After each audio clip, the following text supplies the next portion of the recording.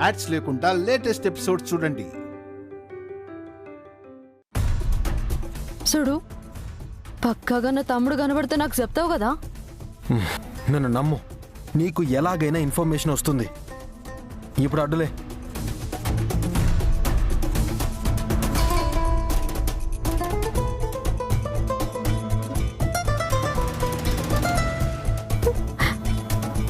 చిన్నోడా, ఏడున్నవరా నువ్వు? అసలే నీ పానం బాగుండదు. ఎట్లున్నావో, ఎట్లాంటి పరిస్థితులు ఉన్నావో ఏందో.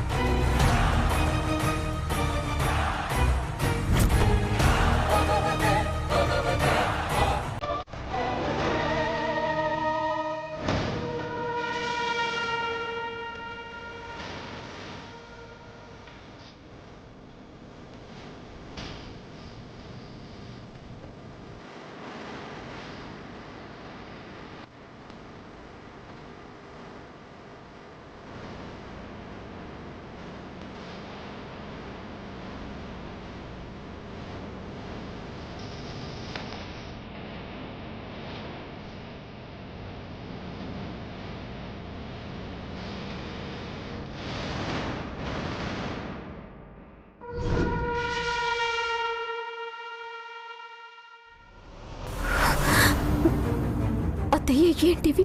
చదువచ్చు కదా, అయినా అర్థం కాలేదా? ఏ రోజు నన్ను ఇంటి నుంచి పంపించేస్తానన్నారు, అది ఇలాగా? మరి శాశ్వతంగా నిన్ను వదిలించుకోవాలంటే ఇదే దారి.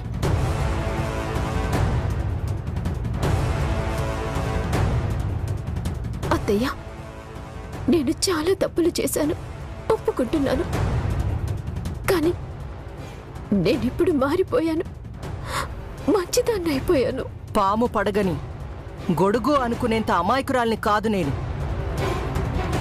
నిన్ను జీవితంలో నమ్మను. అత్తయ్య, నేను విడాకులు ఇస్తానంటే మీ అబ్బాయి ఎలా ఒప్పుకుంటారు? అందులో ఉంది, చదివితే తెలుస్తుంది.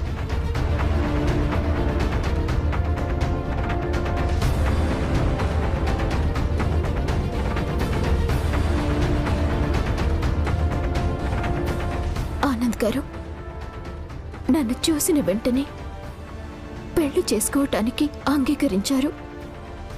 పెద్దల సమక్షంలో వైభవంగా జరిగిన మన పెళ్లి వేడుకలో నా మెడలో తాళి కట్టి మీ జీవితంలోకి భార్యగా ఆహ్వానించారు. ఎదుటి వాళ్ళు ఆనందంగా ఉండాలి, మనతో పాటు మన చుట్టూ ఉన్న వాళ్ళు బాగుండాలి అనుకునే మనస్తత్వం మీది. కానీ నేనలా కాదు.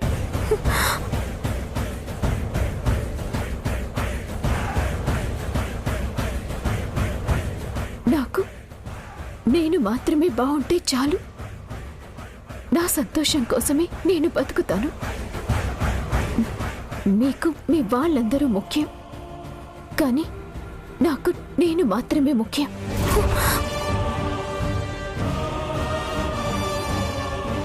చదువు. మీ ఇంట్లో కట్టుబాట్లని, సంప్రదాయాలని, వాటి మధ్యలో బందీగా నేనుండలేకపోతున్నాను. నాకు స్వేచ్ఛగా బతకడం కావాలి. నేను స్వతంత్రంగా ఉండాలనుకునే క్యారెక్టర్ నాది. ఇంకా ఉంది, చదువు. నేను మీకు, మీ కుటుంబానికి, మీ పరువు ప్రతిష్టకి తగిన దాన్ని కాదు. నా ఆలోచనలు వేరు, నా భావాలు వేరు, నా గుణాలు వేరు. ఎన్ని రోజులు ఇక్కడ ఉండటం కష్టమైనా భరించాను. ఇంకా నేను భరించలేను. అందుకే మీలో ఇవ్వడలేక,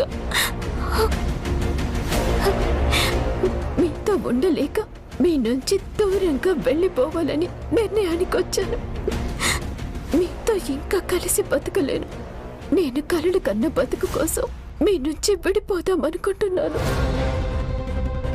దయచేసి ఇది నా విన్నపం కాదు, కోరిక అనుకొని మన్నించండి. నాకు విడాకులు ఇప్పించండి.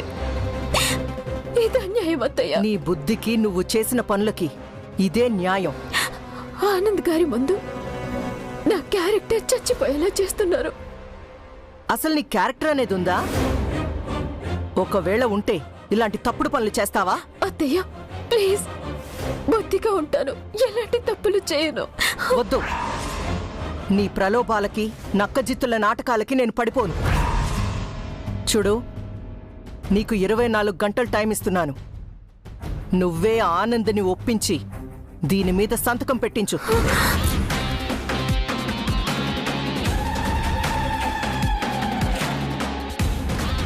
ఇంత పెద్ద శిక్ష వేస్తున్నారేంటత్తయ్య?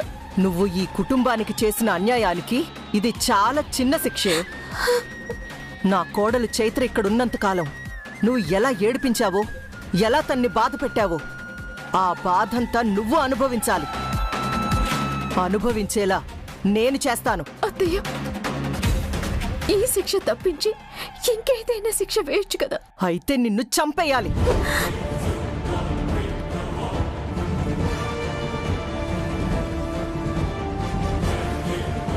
కానీ ఆ గుణం నాది కాదు.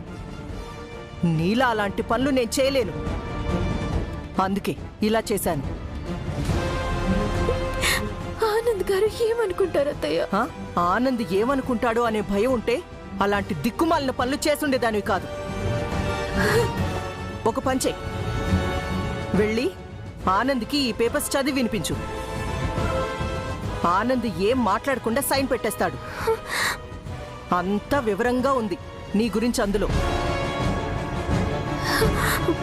లేదత్తయ్య, నేనివ్వను. సరే అయితే, నేనే ఆనంద్ చేత వీటి మీద సంతకం పెట్టించాలంటే నిజం చెప్పాలి. నువ్వు చేసిన తప్పులన్నీ సాక్ష్యాధారాలతో సహా చూపించాలి.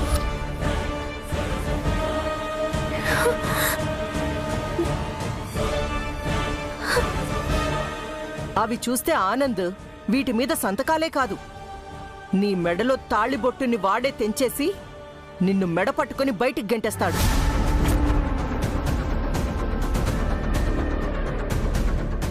నువ్వే తేల్చుకో. ఈ 24 గంటల్లో నేను చెప్పిన పని నువ్వు పూర్తి చేస్తావో లేదో అదంతా నీ ఇష్టం. అమ్మా,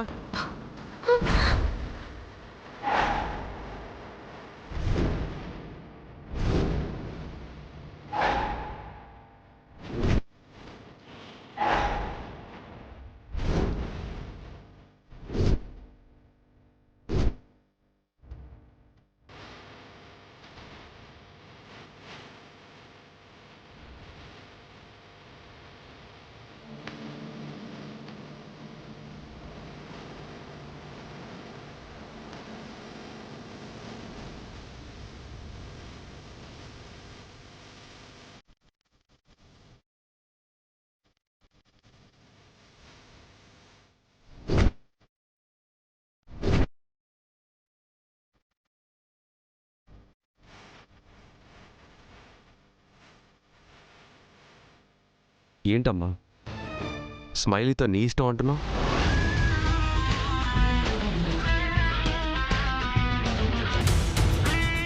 ఏంటమ్మా, ఏంటి ఆలోచిస్తున్నావు? నన్ను అడుగుతావేంట్రా? స్మైలీనే అడుగు.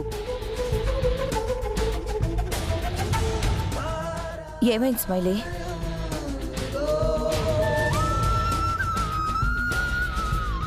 నీ చేతిలో ఆ పేపర్లేంటి స్మైలీ?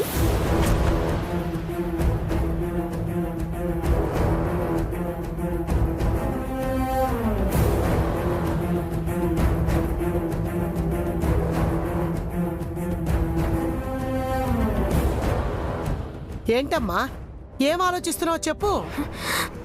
ఏం చెప్పాలి, ఎలా చెప్పాలి? నోరు తెరిస్తే నిజం బయటపడుతుంది. ఈ పేపర్స్ చూసినా నా గురించి అందరికీ తెలిసిపోతుంది. ఏంటి స్మైలీ, అందరూ అడుగుతున్నారు కదా, ఏంటో చెప్పు. తను చెప్పలేదులే కానీ నేను చెప్తాను రా ఆనంద్.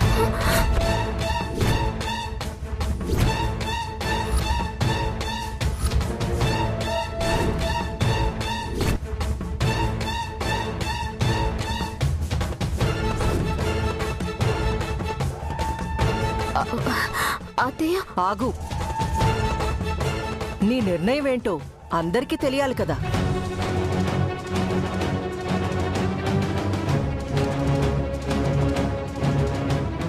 ఏంటి ఆ నిర్ణయాలు? అసలు ఆ పేపర్స్ ఏంటి, ఆ గోల్ ఏంటి? ఎవరో ఒకరు చెప్పండి. నేను చెప్తాను అత్తయ్య గారు. చైత్ర పుట్టినరోజు సందర్భంగా ఈ ఇంటి పరువు ప్రతిష్టలు పెంచడానికి తనొక నిర్ణయం తీసుకుందంట. ఈ ఇంట్లో మరో అనర్థం జరగకుండా ఆ నిర్ణయాన్ని 24 గంటల్లో పూర్తి చెయ్యాలని సంకల్పించుకుందంట స్మైలీ. ఓ, సరే, అసలు తను తీసుకున్న నిర్ణయం ఏంటో వదినా? చెప్పనా స్మైలీ?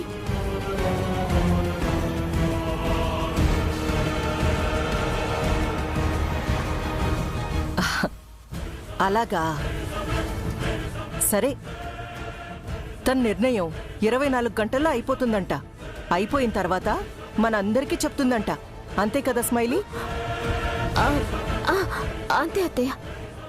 మన ఇంటి పరువు ప్రతిష్టల కోసం నువ్వు తీసుకున్న నిర్ణయాన్ని సపోర్ట్ చేస్తున్నాను.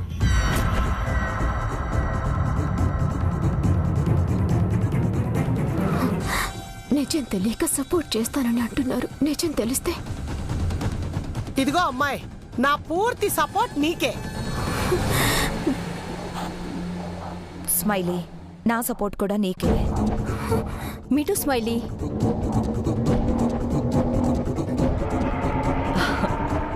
ఇంతమంది సపోర్ట్ నీకుంది స్మైలీ. నువ్వు తీసుకున్న నిర్ణయం దిగ్విజయంగా రేపటికి పూర్తి చేస్తావు.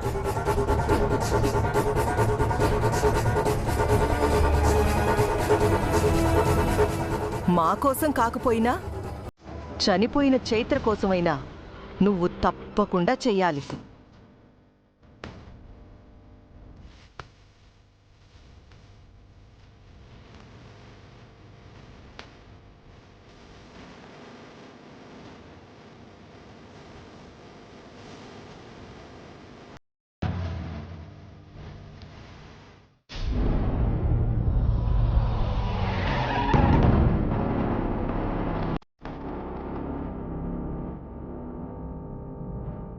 ఈ ఫోటోలో ఉంది చైత్రే, కానీ ఈ గెటప్ ఏంటి? అసలు ఈ ఫోటో అక్కడికి ఎలా వచ్చింది? మహి ఏమైనా అక్కడికి తీసుకొచ్చి ఉంటుందా?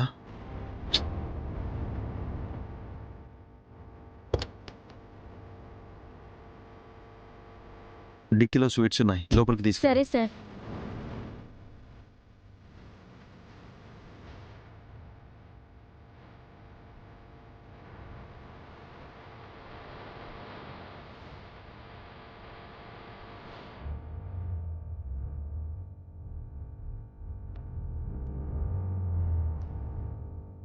అదిగో బా వచ్చాడు.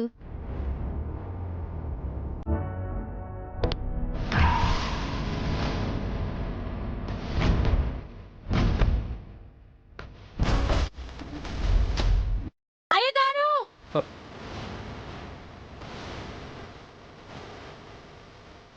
బాబు, బాబు, బాబు, బాబు, త్వరగా రండి అయ్యా.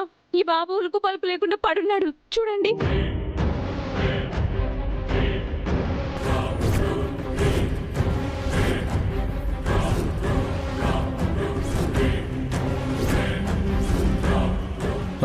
బాబు,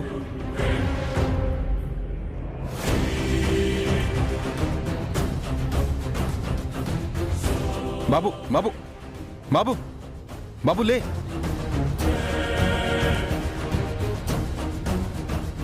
కళ్ళు తెరు బాబు. హలో, వాటర్ తీసుకురండి ఎవరైనా. వెళ్ళు బాబు. హే బాబు.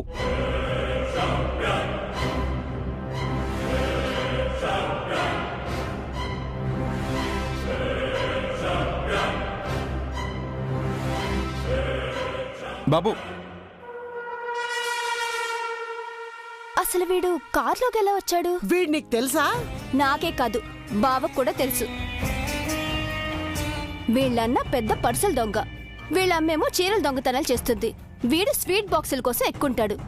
ఫ్యామిలీ మొత్తం దొంగల ఫ్యామిలీయే.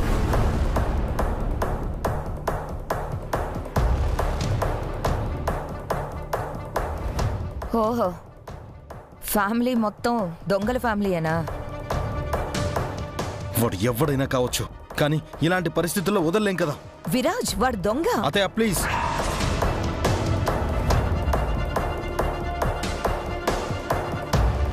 అనే హాస్పిటల్కి తీసుకెళ్దాం. అలాగే రా.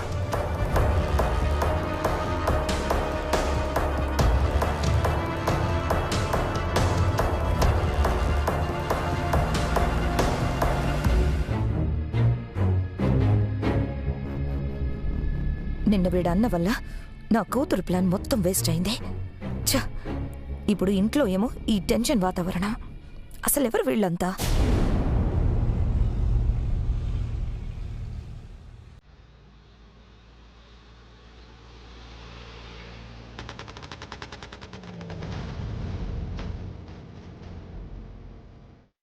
అమ్మ వాళ్ళకి ఏం చెప్పాలో.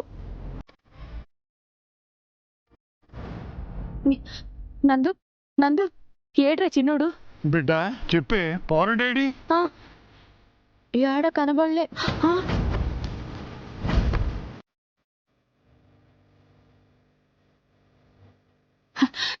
సరిగ్గా చూసినవాని అంతా వెతికినమ్మా. గా గుడి మొత్తం దేవుళ్ళ అన్న, గుడి చుట్టుపక్కల గల్లీలో కూడా ఎతికినా ఏడ చిన్నోడు కనబడలే. అయ్యో చిన్నోడా, ఏడనారా? తులసమ్మ, నువ్వు ఏడవకే. చిన్నోడికి ఏం కాదు.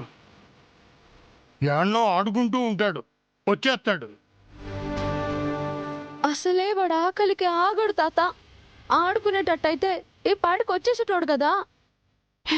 మామ, నాకెందుకో భయంగా ఉంది. గా పున్నమ్మ గాని చిన్నోడు చిక్కినాడేమోనని గుబులుగుంది. ఇంకా పున్నమ్మా ఆ రోజు ఈ పట్నం ఇడిచిపోతానని చెప్పింది కదే. మరి మన సిన్నోని ఎట్టా పట్టుకుపోయి ఉంటుంది? అది ఎప్పుడో వెళ్ళిపోయి ఉంటుంది. గా పున్నమ్మ ఊరు పోయినా ఒట్టి చేతులతో ఊరికే పోదు కదా బామ్మ. అవునమ్మా, అది మనుషుల్ని ఏడనే పెట్టిపోయి ఉంటది. గాళ్ళకి గాని మన చిన్నోడు దొరికిండో ఏందో. నాకు చాలా భయంగా ఉంది మామ. అట్టా జరగదులే బిడ్డ, నిమ్మలంగా ఉండు. పోనీ పోలీసులు తనికి పోయి గాలికి కంప్లైంట్ ఇద్దామంటే మన గురించి మనమే అందరికి చెప్పుడైతుందని భయంగా ఉంది. గా పోలీస్ తానికి పోతే వాళ్ళు పున్నమ్మకి మన గురించి చెప్పేస్తారు. మీరు బాధపడుకుండ్రి, పోరాడికి ఏమీ కాదు. ధైర్యంగా ఉండండి బిడ్డ.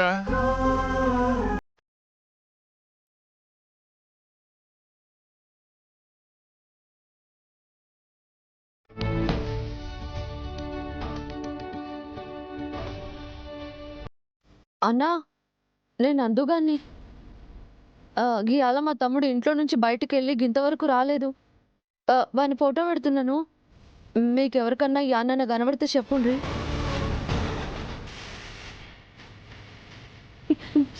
ఏం చేస్తున్నావు బిడ్డ? షిన్నోన్ గురించి నాకు తెలిసిన వాళ్ళకి గ్రూప్లలో పెడుతున్నానమ్మా. ఎవరికైనా కనబడితే మనకు చెప్తారుగా. చిన్నోడు ఏడున్నా పర్వాలేదు కానీ పున్నమ్మ కంట్లో పడకూడదే.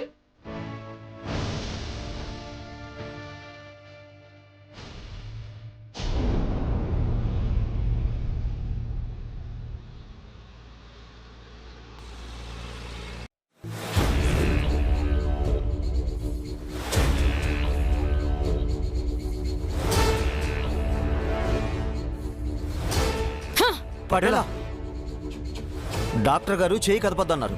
నొప్పి గీ చెయ్యిది కాదురా, గా పోరడు చిక్కినట్టే చిక్కి తప్పించుకున్నాడు చూడు, గదిరా నా నొప్పి.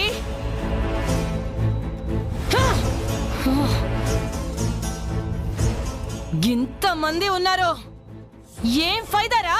గంత చిన్న పోరగాని పట్టుకోలేకపోయిండ్రు. పటేలా, బాంచన్ మన్నించు. గా పోరని, ఆ నక్కని, వాళ్ళ అమ్మని, వాళ్ళ తాతని ఎవ్వరు నిడిచిపెట్టాం. అందర్నీ వెతికి వెతికి పట్టుకొచ్చి నీ కాళ్ళ ముంగట పడేస్తాం పటేలా. గీ ముచ్చట గీ పట్నం వచ్చినప్పటి నుంచి చెప్తారు. మీ వల్ల అయితలేదు. పటేలా గీసారి వదిలిపెట్టు, ఇంకోసారి ఇట్లా జరగదు. అవకాశం మళ్ళా మళ్ళా రాదురా. గింత బుడ్డోడు గీ పున్నమ్మ చేతులంచి తప్పించుకుంటే ఇజ్జత్ పోయినట్టుందిరా. గా బుడ్డోడు యాడున్న పట్టుకోవాలా.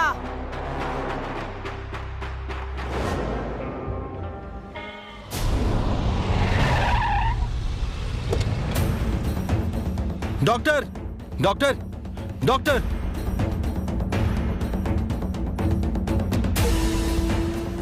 Doctor doctor. పటేలా బయట ఎవరికో పాలేదనుకుంటా, నేను ఓ పాలు పోయి చూసొస్తా. రే గాళ్ళెట్టపోతే మనకేంద్రా, ఇంకా ఎంతసేపు ఈడు ఉండాలా? ఎప్పుడు ఇడిచి పెడతాడో పోయి డాక్టర్ని అడుగో. గవేవో రిపోర్ట్స్ రావాలంట పటేలా. గవి రాగానే చూసి ఇడిచిపెడతా అన్నారు.